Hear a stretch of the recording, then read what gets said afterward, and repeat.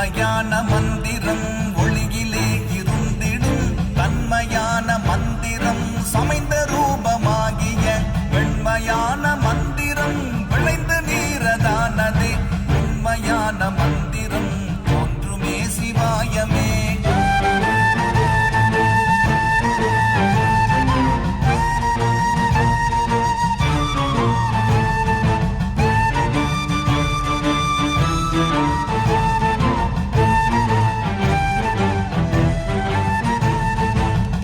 நமச்சிவாயமே உணர்ந்து மெய் உணர்ந்த பின் ஓம் நமச்சிவாயமே உணர்ந்து மெய் தெளிந்த பின் ஓம் நமச்சிவாயமே உணர்ந்து மெய் உணர்ந்த பின் ஓம் நமச்சிவாயமே